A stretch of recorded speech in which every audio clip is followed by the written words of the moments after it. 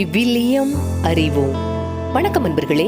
இன்று நாம் அறிய போகும் பகுதி எசேக்கியேல் அதிகாரம் 37. உலர்ந்த எலும்புகளின் பள்ளத்தாக்கு. ஆண்டவரின் ஆற்றல் என் மீது இறங்கியது. அவர் என்னை தம் ஆவியால் தூக்கி கொண்டு போய் பள்ளத்தாக்கின் நடுவில் நிறுத்தினார். அங்கே எலும்புகள் மிகுதியாய் கிடந்தன. அவர் அவற்றை சுற்றி என்னை நடத்தி சென்றார். அங்கே பள்ளத்தாக்கின் அடியில் மிக பல எலும்புகள் கிடந்தன. அவை மிகவும் உலர்ந்தவையாயிருந்தன. அவர் என்னிடம், மானிடா, இந்த எலும்புகள் உயிர் பெற முடியுமா என்று கேட்டார். நான், தலைவராகிய ஆண்டவரே, உமக்கு தெரியுமே என்று மறுமொழி அளித்தேன். அவர் என்னிடம் உரைத்தது, நீ இந்த எலும்புகளுக்கு இறைவாக்கு உரை. உலர்ந்த எலும்புகளே, ஆண்டவரின் வாக்கை கேளுங்கள் என்று சொல். தலைவராகிய ஆண்டவர் இந்த எலும்புகளுக்கு இவ்வாறு கூறுகிறார், நான் உங்களுக்குள் உயிர் மூச்சு புகச் செய்வேன். நீங்களும் உயிர் பெறுவீர்கள். நான் உங்களை நரம்புகளால் தொடுப்பேன். உங்கள் மேல் சதையை பரப்புவேன். உங்களை தோலால் மூடுவேன். பின் உங்களுக்குள் உயிர் மூச்சு புகச் செய்வேன். நீங்களும் உயிர் பெறுவீர்கள். அப்போது நானே ஆண்டவர் என அறிந்து கொள்வீர்கள். எனவே எனக்கு கட்டளையிட்டபடி இறைவாக்கு உரைத்தேன். நான் இறைவாக்கு உரைக்கையில் உராயும் ஓசை கேட்டது. ஒவ்வொரு எலும்பும் தனக்குரிய எலும்புடன் சேர்ந்து கொண்டது. நான் பார்க்கையிலேயே அவற்றின் நரம்புகள் ஏற்பட்டு சதை தோன்றி தோல் அவற்றின் மேல் மூடியது. ஆனால் அவற்றில் உயிர் இன்னும் வரவில்லை. பின்னர் அவர் என்னிடம், உயிர் மூச்சுக்கு இறைவாக்கு உரை. மானிடா, இறைவாக்கு உரை உயிர் மூச்சிடம் சொல். தலைவராகிய ஆண்டவர் கூறுவது இதுவே, 4 காற்றுகளிலிருந்தும் உயிர் மூச்சே வா. நீ வந்து கொலையுண்ட இவர்களுக்குள் புகு. அப்பொழுது இவர்கள் உயிர் பெறுவர். எனவே அவர் எனக்கு கட்டளையிட்டவாறு இறைவாக்கு உரைத்தேன். உடனே அவர்களுக்குள் உயிர் மூச்சு புகுந்தது. அவர்கள் உயிர் பெற்று கால் ஊன்றி மாபெரும் படைத்திரள் போல் நின்றனர். அவர் மேலும் என்னிடம் கூறியது, மானிடா, இந்த எலும்புகள் இஸ்ரேல் வீட்டார் அனைவரையும் குறிக்கும்.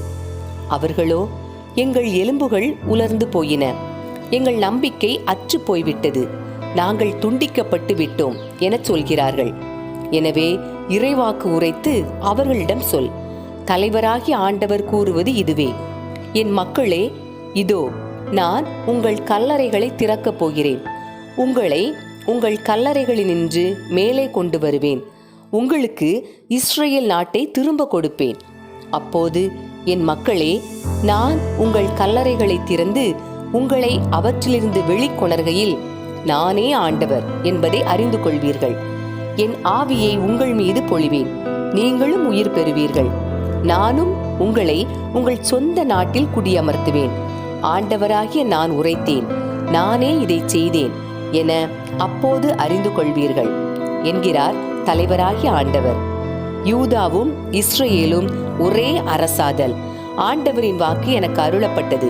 மானிடா, நீ ஒரு கோலை எடுத்துக்கொள். அதில் யூதாவுக்கும் அவனோடு சேர்ந்திருக்கும் இஸ்ரேல் மக்களுக்கும் உரியது என்று எழுது. பின்னர் இன்னொரு கோலை எடுத்து அதில் யோசேப்புக்கும் அவனோடு சேர்ந்த இஸ்ரேல் வீட்டார் அனைவருக்கும் உரிய எப்ராயிமின் கோல் என்று எழுது. அவை இரண்டும் உன் கையில் ஒரே கோலாயிருக்கும்படி அவற்றை ஒன்றாகச் சேர். உன் மக்களினத்தார் உன்னிடம், இவற்றால் என்ன சுட்டி காட்ட விளைகிறீர் என கேட்கையில் அவர்களுக்கு சொல். தலைவராகிய ஆண்டவர் கூறுவது இதுவே, நான் எப்ராயிம் கையில் இருக்கும் யோசேப்பு மற்றும் அதனுடன் சேர்ந்த இஸ்ரேல் குலங்களின் கோலை எடுத்து அதை யூதாவின் கோலுடன் சேர்த்து அவற்றை ஒரே கோலாய் மாற்றுவேன். அவை என் கையில் ஒரே கோலாய் இருக்கும்.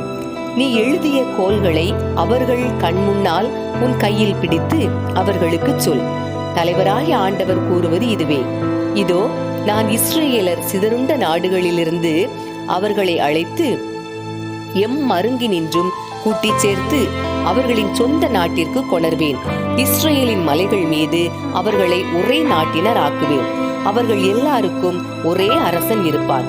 அவர்கள் இனிமேல் ஒருபோதும் இரு நாடுகளாகவோ இரு அரசுகளாகவோ பிரிந்து இரார். அவர்கள் இனிமேல் ஒருபோதும் தங்கள் தெய்வ சிலைகளாலோ இழிந்த அருவருப்பான பொருட்களாலோ தங்கள் வேறெந்த குற்றங்களாலோ தங்களை தீட்டுப்படுத்திக் கொள்ள மாட்டார்கள். ஏனெனில் அவர்கள் பாவம் செய்த எல்லா குடியிருப்புகளிலிருந்தும் அவர்களை நான் மீட்டு தூய்மையாக்குவேன். அவர்கள் எனக்கு மக்களாயிருப்பர், நான் அவர்களுக்கு கடவுளாயிருப்பேன். என் ஊழியன் தாவீது அவர்களுக்கு அரசனாயிருப்பான். அவர்கள் அனைவருக்கும் ஒரே ஆயன் இருப்பான். என் நீதி நெறிகளின்படி அவர்கள் நடப்பர். என் நியமங்களை கருத்தாய் கடைபிடிப்பர். நான் என் ஊழியன் யாக்கோபுக்கு கொடுத்ததும் உங்கள் மூதாதையர் வாழ்ந்ததுமாகிய நாட்டில் அவர்கள் வாழ்வர். அவர்களும் அவர்களின் மக்களும் மக்களின் மக்களும் அங்கு என்றென்றும் வாழ்வர். என் ஊழியன் தாவீது என்றென்றும் அவர்களின் தலைவனாயிருப்பான். நான் அவர்களுடன் நல்லுறவு உடன்படிக்கை செய்து கொள்வேன். அது அவர்களுடன் என்றென்றும் நிலைத்திருக்கும்.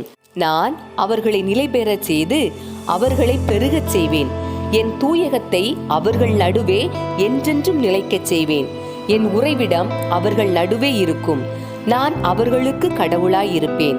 அவர்கள் எனக்கு மக்களாயிருப்பர். என் தூயகம் அவர்கள் நடுவே என்றென்றும் நிலைத்திருக்கையில் இஸ்ரவேலை தூய்மைப்படுத்துபவர் ஆண்டவராகிய நானே என வேற்றினத்தார் அறிந்து கொள்வர். அன்பர்களே, இறை வார்த்தையோடு பயணித்தோம். இறைவனோடு நம் பயணத்தை தொடர்வோம்.